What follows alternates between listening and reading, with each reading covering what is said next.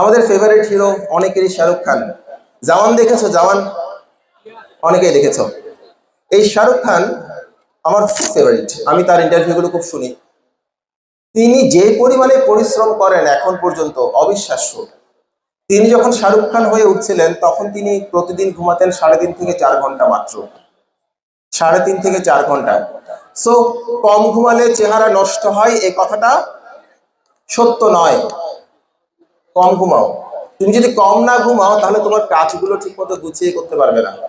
তোমার যে বন্ধুটা কম ঘুমিয়ে বেশি পড়াশোনা করবে সে কিন্তু তোমার থেকে অটোমেটিক্যালি এগিয়ে যাবে। কথাগুলো এখন শুনতে খুব বোরিং লাগছে, বাট আফটার 10 ইয়ার্স তুমি যদি নিজেকে ভালো কোনো জায়গায় দেখতে চাও, আজকে তোমাকে খুব লো প্রোফাইলে চলতে হবে, খুব ছোট হয়ে চলতে হবে। লাফালাফি করার কোনো কিছু নাই, লাফালাফি করার এখনো সময় হয়নি। বন্ধু নির্বাচনের সময় খুব সতর্ক হবে।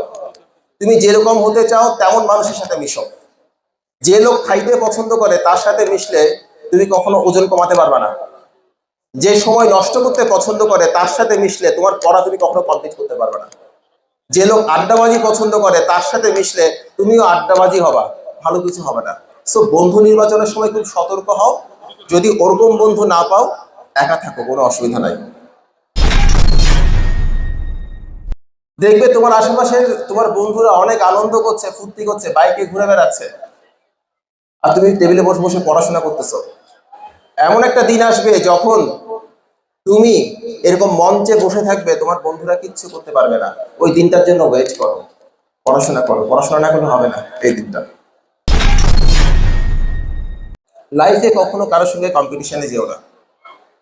কে কতটুকু করলো কতটুকু করলো না ওটা নিয়ে কখনো ভেবো না। তুমি আজকে যেমন আছো, কালকে যদি তার থেকে একটু ভালো কিছু করতে পারো, ধরো তুমি আজকে পড়াশোনা করেছো 2 ঘন্টা, আগামীকালকে পড়াশোনা করেছো 2 ঘন্টা 10 মিনিট, ইউ আর সাকসেসফুল। ধরো তুমি গত পরীক্ষাতে পেয়েছো, ধরো 100-তে 33 পেলে পাস, ধরে নিচ্ছি আমি কথার স্বার্থে, 100-তে 33 পেলে পাস। তুমি একটা পরীক্ষাতে পেয়েছো 20, পরের পরীক্ষাতে পেয়েছো 24, তুমি কিন্তু ফেল করেছো পরের পরীক্ষাতে, কিন্তু আমি তোমাকে বলবো তুমি সফল। কেননা তুমি নিজেকে অতিক্রম করতে পেরেছো। অতএব সাফল্যের মানে হচ্ছে নিজেকে অতিক্রম করা, অন্য কাউকে অতিক্রম করা নয়।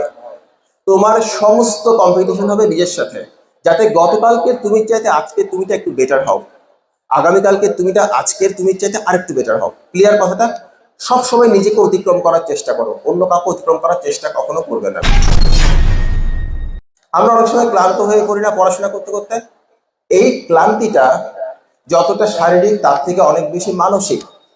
তুমি যখন ক্লান্ত হও তখন তোমার কোনো বন্ধু যদি বলে দোস্ত আয় বাজারে চলে আয় চা খাবো, তখন কিন্তু তোমার আর পড়াশোনায় ক্লান্তি এলেও তুমি কিন্তু ঠিকই উঠে চা খেতে চলে যাও, অথবা নদীর ধারে হাঁটতে যাই চলে যাও। সো ক্লান্তি ব্যাপারটা হচ্ছে মেন্টাল, ফিজিক্যাল না। যখন তুমি ক্লান্ত হবে তখন তুমি যেটা করবে, যেই পড়াটা করতে তোমার ভালো লাগে সেই পড়াটা পড়া শুরু করবে। তোমার আলটিমেটলি পড়া দরকার, আলটিমেটলি তোমার কাজ করা দরকার। সো যেই কাজটা করতে তোমার ভালো লাগে, সহজ মনে হয়, সেই কাজটা করা শুরু করবে, ক্লান্তি চলে যাবে। যখন তুমি অন্যের টাকায় চলবা তখন চলবা ফকিরের মতো, যখন চলবা নিজের টাকায় তখন চলবা রাজার মতো। এখন চলছো মা বাবার টাকায়, অভিভাবকের টাকায়, এখন চলবা ফকিরের মতো। যখন ইনকাম করবা তখন চলবা রাজার মতো। সবার জন্য শুভকামনা থাকলো। Thank you.